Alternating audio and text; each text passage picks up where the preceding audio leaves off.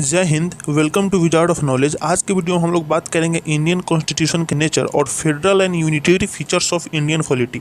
मतलब किन ग्राउंड्स पे इंडिया फेडरल सेटअप है और किन ग्राउंड्स पे यूनिटरी। तो बने रहिए मेरे साथ।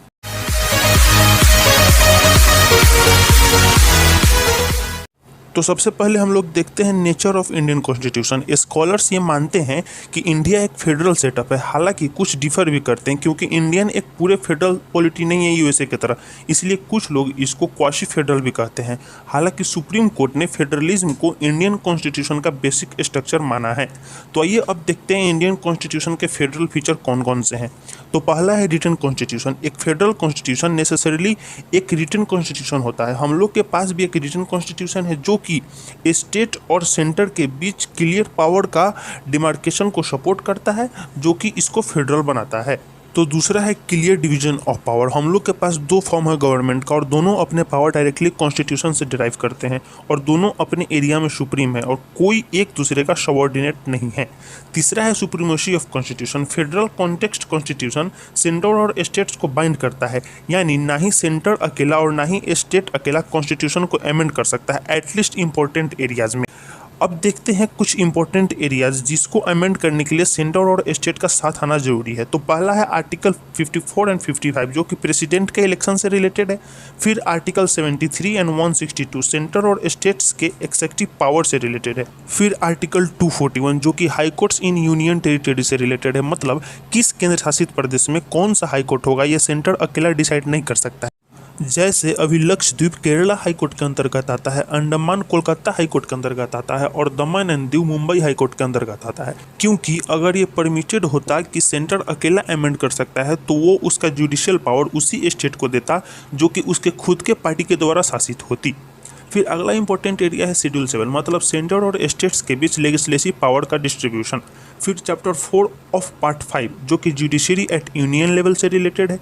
और फिर इसी कड़ी में है चैप्टर 5 ऑफ पार्ट 6 जो कि जुडिशरी एट स्टेट लेवल से रिलेटेड है। फिर अगला है पार्लियामेंट में किस स्टेट का कितना सीट रहेगा। और आठवां है आर्टिकल 368 जो कि कॉन्स्टिट्यूशन के अमेंडमेंट के प्रोसीजर से रिलेटेड है। तो ये सब कुछ एरियाज है जिसको अमेंड ना तो सेंटर अकेला कर सकता है ना ही स्टेट। अब अगला फेडरल फीचर है rigidity of constitution. Rigidity of constitution constitution के सुप्रीमेसी का कोरोलरी है, मतलब कॉन्स्टिट्यूशन के सुप्रीम होने के लिए उसका रिजिड होना जरूरी है और फेडरल कॉन्स्टिट्यूशन को भी कम से कम कुछ जरूरी एरियाज में रिजिड होना आवश्यक है। अगला है ऑथोरिटी ऑफ कोर्ट्स।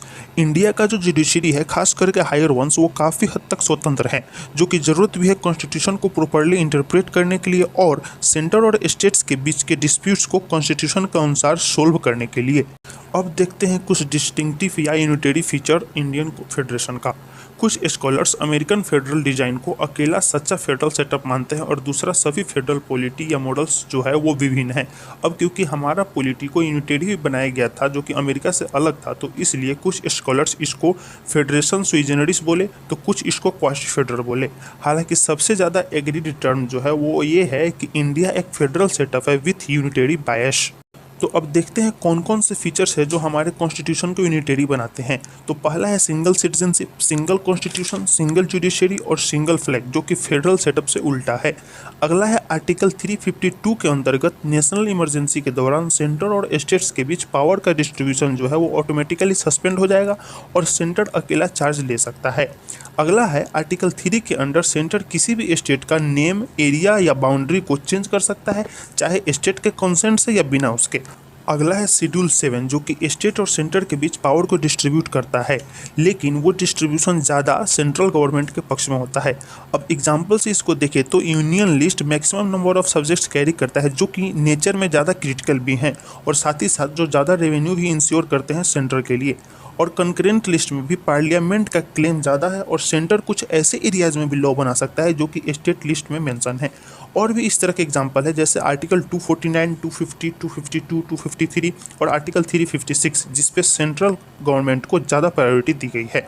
फिर आर्टिकल 248 के अंतर्गत रिजिडरी पावर ऑफ लेजिस्लेशन वो भी पार्लियामेंट को बिलोंग करता है।